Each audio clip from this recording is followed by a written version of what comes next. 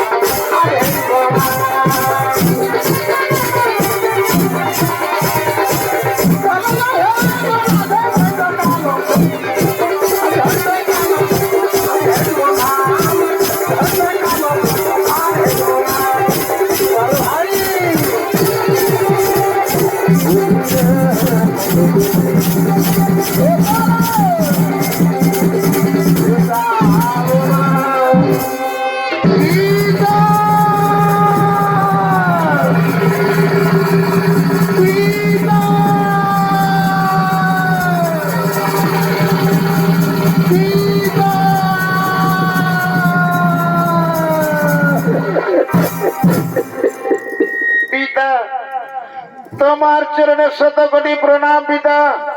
একই মা পার্বতী এই অসময়ে আমার রাজসভায় আগমন কেন পিতা? পিতা গো পিতা, আমার স্বামী কৈলাস ত্যাগ করে চলে গেলেন পিতা। আমার স্বামী কৈলাস ত্যাগ করে চলে গেলেন পিতা।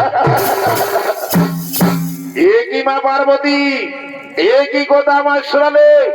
মহাদেব কৈলাস ত্যাগ করে চলে গেলেন, কিন্তু আমি বুঝতে পেরেছি তোমাদের দুজনের মধ্যে কিছু বিবাদ হয়েছে। বলো মা, বলো, আমায় খুলে বলো, কেন কেন মহাদেব কৈলাস ত্যাগ করে চলে গেলেন? পিতা পিতা গো পিতা, কৈলাসে আমরা দুইজনে বাধা গেলি, আর সেই বাধা গেলায় শক্তি বন্দি করি।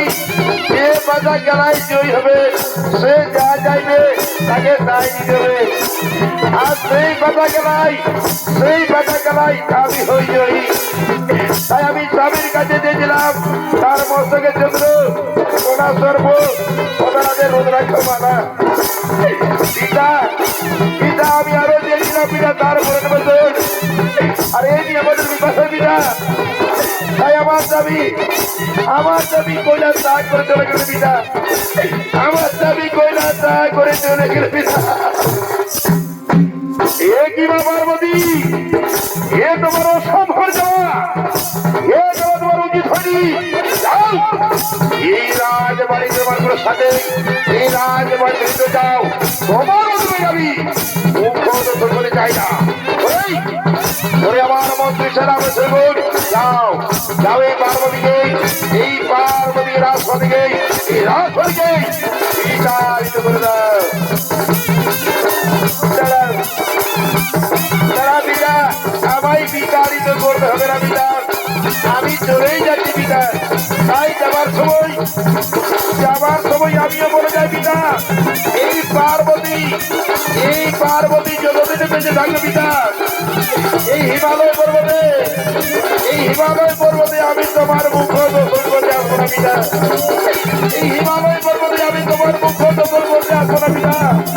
আমি চলেই যাচ্ছি পিতা, আমি চলেই যাচ্ছি পিতা, আমি চলেই যাচ্ছি পিতা।